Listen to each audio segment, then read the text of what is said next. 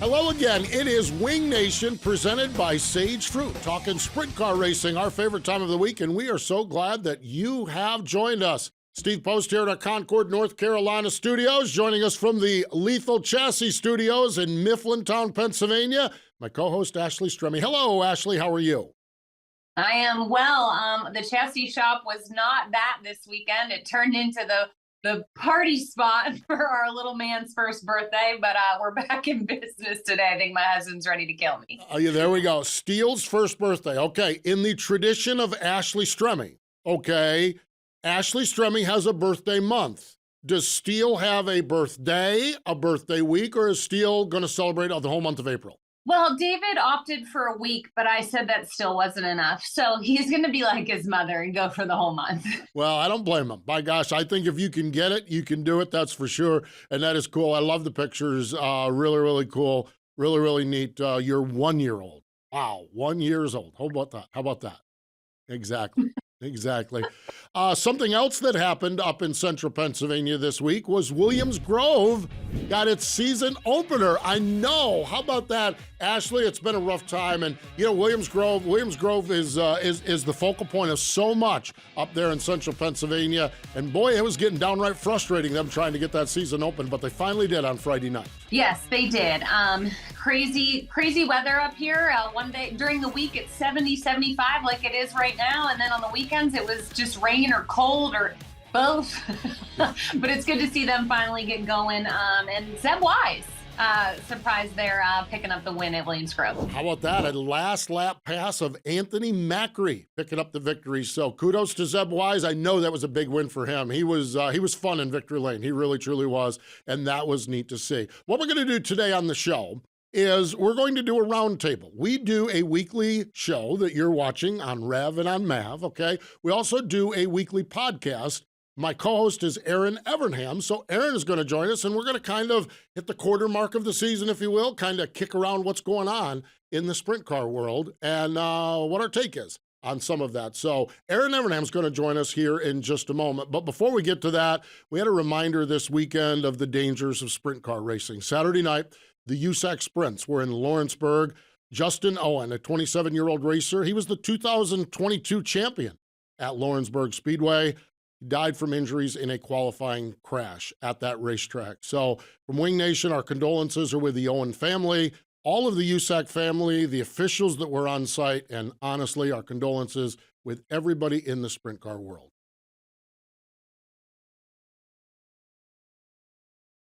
The Outlaws are headed back to the Pacific Northwest. Join us for 3 action-packed nights of racing August 31st, September 1st and 2nd at Skagit Speedway when the World of Outlaw NOS Energy Drink Sprint Cars return for the Sage Fruit Skagit Nationals. Kickoff for the Sage Fruit Skagit Nationals begins Wednesday, August 30th with a pre-race party, live band, Sage Fruit apple giveaways, and more. Then catch Donnie Schatz and the rest of the World of Outlaws as they take on Washington's best sprint car drivers Thursday, Friday, and Saturday nights. Details at SkagitSpeedway.com.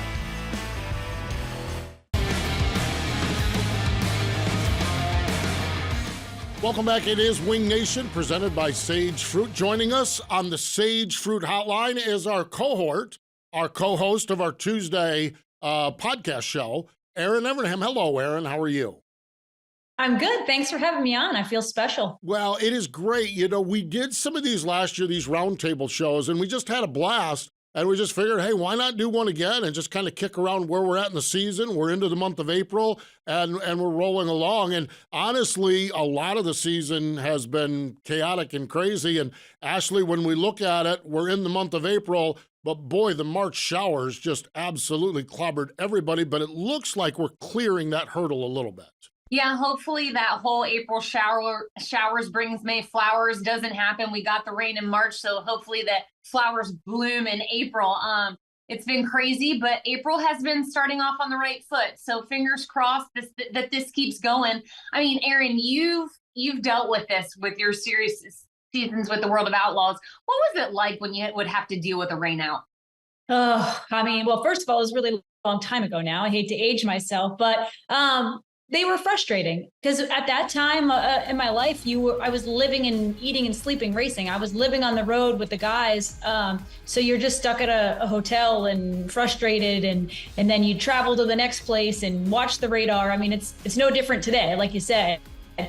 So it's frustrating for all the racers. Not only are the drivers not making money, but the teams aren't making money. The tracks aren't making money. And it's boring. Racers want to race.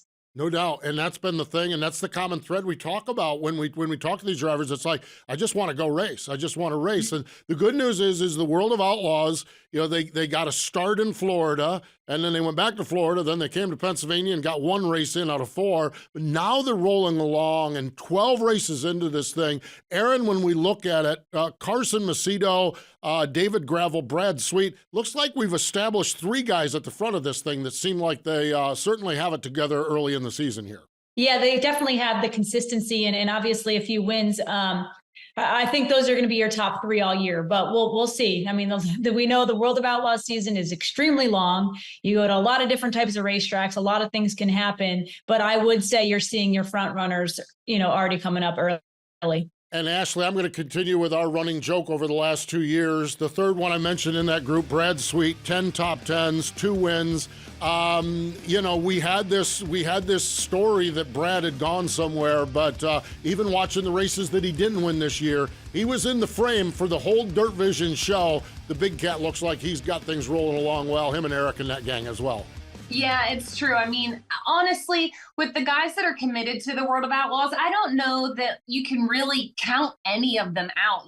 We've talked about Donnie Schatz and, how he had such a terrible season, 2 years ago, because he didn't win a race in the first 10 races, but then he came back strong.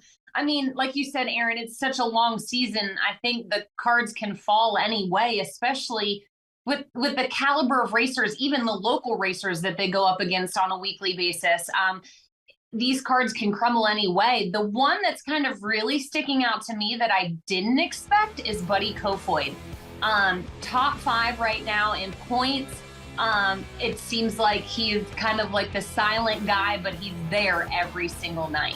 Yeah, and Buddy is not committed. I agree with. Yeah, I'm sorry. Go ahead, Erin. Go ahead. Yeah, go ahead. I was just going to say, I absolutely agree with that. Buddy Kofoid's kind of been not a real surprise, but certainly a little bit of a surprise against the company he's racing with. And I know Rico's not running the World of Outlaws, but how can we not right now give a shout out to Rico and his success with Ricky Warner? Yeah, no doubt. I mean, they are just knocking it out. 2 wins for Rico. And actually, Buddy Kofoid is not planning on running the full World of Outlaw Tour, although he's sitting 5th in points. I think that they might need to reconsider that as they go on, but we'll see. Stay tuned on that. 2 wins, Rico Abreu.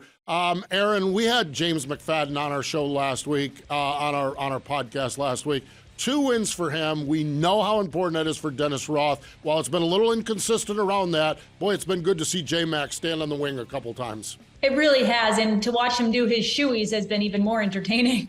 But it's great to see. You mentioned that Dennis and Teresa love to see the car win races, and no one likes to have that up and down season where he's had some really bad races. But I think for Dennis and Teresa, the wins matter more. I think they'll take a few wrecked cars if you can keep getting him in victory lane. Yeah. I think that's definitely the case. Okay, Ashley, we did talk about what's wrong with Donnie Schatz maybe 2 years ago. And I understand this is Donnie Schatz. He could win the next 7 in a row and we wouldn't be shocked. But we're 12 races in. He only has 5 top 10 finishes. And actually there's been some talk. Donnie's expressed a little frustration. I think they've got some work to do over there in the Tony Stewart Racing 15 camp. I don't disagree with you, but again, it's still Donnie Schatz. Like, he can come back at any time. I take the race at Lincoln. That was an incredible race. A lot of World of Outlaw drivers had to take provisionals because there was so much local talent that showed up. I think 40 some cars, so a lot of guys took provisionals. I think 38 cars started that A main that night because there were so many World of Outlaws taking provisionals.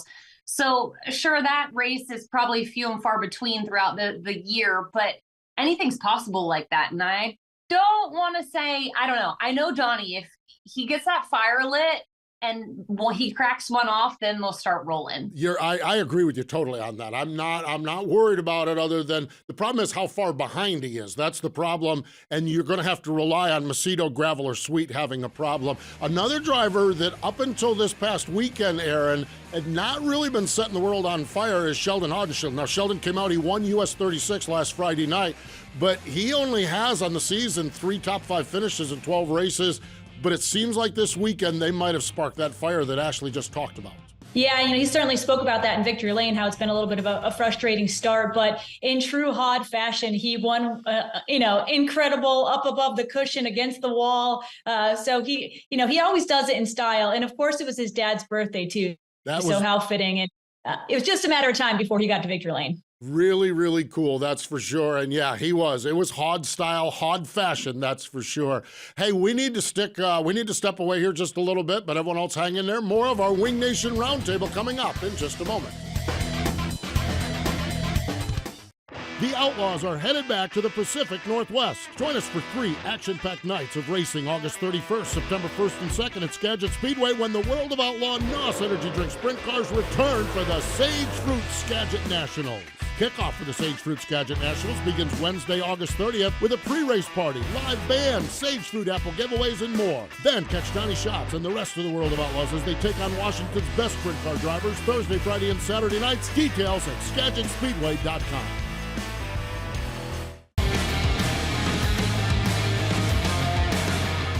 Welcome back. It is Wing Nation, presented by Sage Fruit. Steve Post, Erin Evernham, and Ashley Stremme. This is our roundtable discussion, okay? And as happens in our roundtable discussions, we hit the pause button for the commercial, and we keep going. And we did that during the commercial break, and I said, whoa, ladies, stop. Because, Ashley, we're talking about that move midway through the race. The World of Outlaws last Friday night at US 36 Raceway, that spectacular move that Sheldon Haudenschild had to take the lead. Yeah, absolutely insane. And I was asking Erin, racing a sprint car at those speeds with that level, what is it like when you're either Sheldon and that guy that's about to make a heck of a move and you're like confident in it, or you're that guy battling someone else for the lead and someone blows by you? I mean, what are those two moments like, Erin?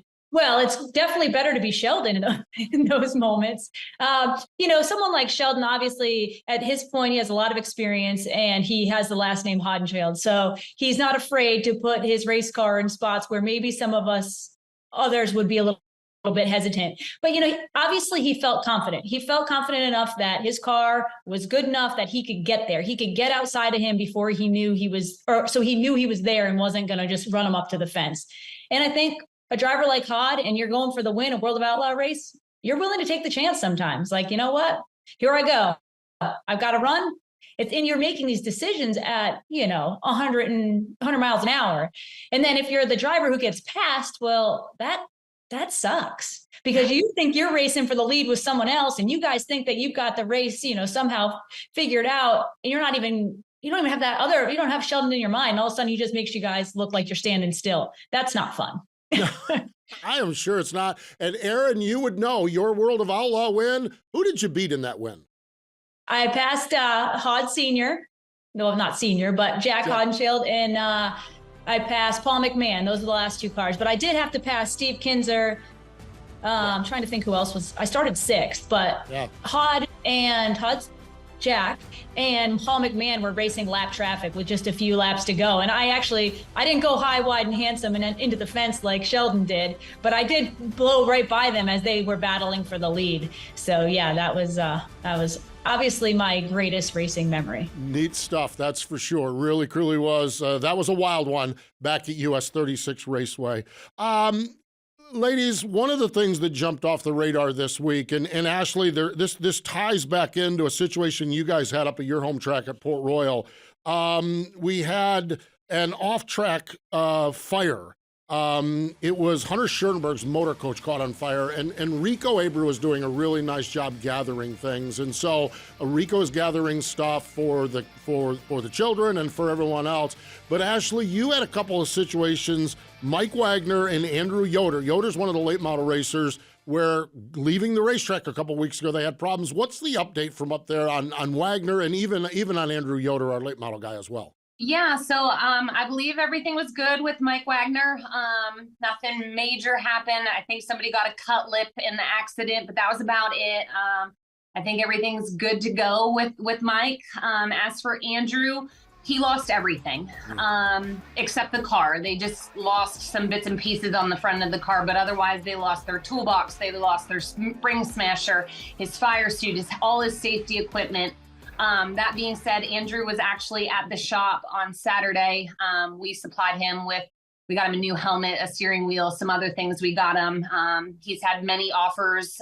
He has somebody that loaned him a truck and trailer to be able to finish out the season until they're able to recoup from insurance because everything was just basically a total loss. So it's really cool to see. We know how much the racing community is and how much they support one another. And this is just another testament to it.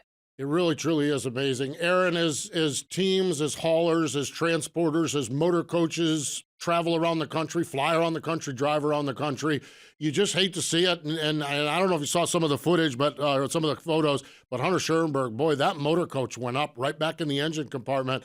And man, that'll set you back. That's your home on wheels. Yeah, that's their home, and really that souvenir trailer's their business. So certainly, and on top of that, it's scary. You know, it's a scary situation if you're riding in the motorhome, if you're on the highway when it happens, and then there's so much loss. And I love to see, I'm not sure who set up the GoFundMe or whatever, but Rico has certainly put it on his social media to help Hunter and his family get some money and things back together. Well, Ashley, we talk about Mike Wagner, and of course, Mike is the storied veteran racer up there at Port Royal, one of the great veterans up there. His son, Logan, a 5-time champion, will not be a 6-time champion. You guys had a weird thing. Now, I know you were celebrating Steele's birthday all weekend long, but there was a weird sight not in the pits at Port Royal. Logan Wagner and the Zemco car were not there. Yeah, actually, David was the one who brought it to my attention. We were actually, after Steele's birthday, we headed out, and another one, Anthony Macri, both of those guys weren't at Port this past weekend. Interesting. We knew that Logan was going to have a limited schedule, but I still thought he'd go for a 6th championship, but evidently that's not the case. Yeah, and John and Pee Wee, according to Jeremy Elliott, John and Pee Wee were there just spectators watching the race. The Zemaitis family, the Zemco #1 car, but a changing of the guard, if you will, up at Port Royal Speedway, and fascinating stuff. You mentioned Anthony Macri. Anthony Macri, 1 win this season. I know we're early, and I know there's not been a lot of races up there, Ashley. Danny Dietrich winless, Brett Marks winless, Lance DeWeese only has 4 races, but he's winless. They need to get rolling up there. Some of the top drivers have yet to go to victory lane. It's true, but we've got this new kid on the block, right? Devin Borden. He's kind of the talk of the town this year. Put it on Lance DeWeese this past weekend at Port Royal. So, it could be a changing of the tides, if you would say, but I think it's just early in the season. I think it's just early in the season. My money is still on Lance and Brent and Danny and Anthony to win a bunch of races. Finally, real quick here, and we're getting toward the end of it here, Devin Borden picked up that win at Port Royal. We chatted with the young man a couple of weeks ago. He finished 3rd with the World of Outlaws. Again, another theme of Wing Nation is young talent, and it looks like young Devin Borden's certainly got that Shuttlesworth car rolling well.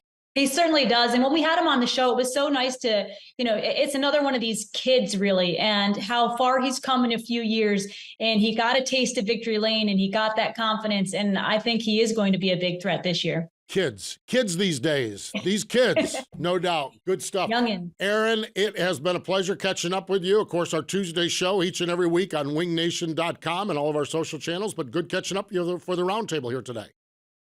Thank you. I appreciate you guys having me on. There we go. Stay with us, everyone. More Wing Nation in just a moment. The Outlaws are headed back to the Pacific Northwest. Join us for 3 action-packed nights of racing August 31st, September 1st and 2nd at Skagit Speedway when the World of Outlaw NOS Energy Drink Sprint Cars return for the Sage Fruit Skagit Nationals. Kickoff for the Sage Fruit Skagit Nationals begins Wednesday, August 30th with a pre-race party, live band, Sage Fruit apple giveaways, and more. Then catch Donnie Schatz and the rest of the World of Outlaws as they take on Washington's best sprint car drivers Thursday, Friday, and Saturday nights. Details at SkagitSpeedway.com.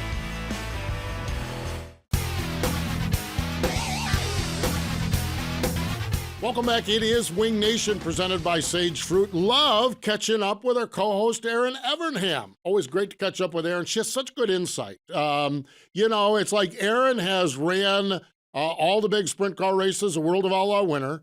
Ashley, you are a multi-time powder puff champion, and I've drove in one media race, I think it is, and a couple go-karts at the local track. But it's always great to have Erin's insight into racing and driving and such.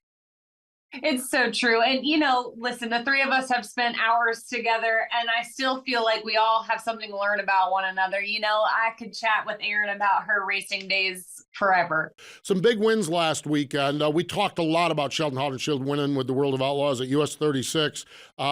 Just his second year in a row he's won there. That's certainly the medicine that Sheldon needed. Came back, and we mentioned this in our roundtable. Rico Abreu, second win of the season. The $20,000 Jason Johnson Classic always is a special moment when someone wins a classic. Jason, there's a lot of these races, Ashley, that are named after people that maybe the present drivers don't know, or they were someone a generation or two or three or four ahead of them. This one is always special because Jason is a contemporary, was a competitor of Rico and everybody else, and it's always really surreal and special when someone's in victory lane and Jax is there to present the trophy as well. That was pretty neat. Yeah, really cool. And we've chatted with Rico at the Bob Weikert Memorial, and I asked him, you being a West Coaster versus East Coaster, what does it mean to race for Bob Weikert? And he's like, he was a generation before me. He's like, but I know what he's built on. I know what he's all about. And I know the legacy he's left. So it's cool to see Rico, he pays attention. He knows what's going on. So for him to win the Jason Johnson Classic, him knowing Jason personally is a huge deal, I'm sure, for Rico. Big weekend coming up. Fingers crossed we have a big weekend coming up. Those April showers stay away from us. The Tezos All-Star Circuit of Champions, their point season opener. This is take two. They're hoping for the Spring Nationals at Attica this Friday and Saturday night. And, of course, Sunshine is the reigning champ of this thing. Ashley, fingers crossed. We had Williams Grove and Attica battling for who was having the roughest start to the year. Williams Grove got up and running. Attica, it's your turn. Let's hope we have some good racing this weekend up at Attica. No doubt. You mentioned Tyler Courtney. What a deal, to come out in the first two seasons with the All-Star Circuit of Champions. You go on and you win both the titles to see if he can run from a third one. Just extremely impressive what Sunshine has done. On the West Coast, they finally got their season started with NARC King of the West. And this weekend, Thunderbolt Raceway and Tulare, a big one. The Dennis Roth Classic. Ashley, King of the West, $18,300 to win on Saturday night. Boy, you know that our guys out there are going to be elbows up for that one. I was just going to say, elbows up and on the wheel. You know it. World of Outlaw, NOS Energy Drink Sprint Cars. They're at Ken Schrader's Federated Auto Parts, I-55 Speedway. They're going to be joined by the Extreme Midget Series. Ken Schrader knows how to roll out the red carpet, Ashley. There might even be a cooler or two involved as well. Oh, if Ken Schrader's involved, I can absolutely guarantee that. Love that man. Yeah, Schrader is the best. That is for sure. And finally, all systems are go. We know that all is well in the sprint car world when the famed Marion County Fairgrounds comes to life. It is the 70th annual Pella Motors Craig Ford season opener. Knoxville is up and running. There's just something right in the world when Knoxville is up and running, and their season openers this Saturday night. It's good. I mean, I know we've talked about weather. We do every single year, but It tells me that summer is coming, Steve. Yes, it is. Knoxville is up and running. That is for sure. We've had a ball here. We really, truly have. It's been great having Erin Evernham join us. Erin, we mentioned the podcast. It is every Tuesday live at noon, and you can catch it wherever podcasts are found. We appreciate you joining us this week here on Wing Nation. Thanks so much for tuning us in each week here on our show.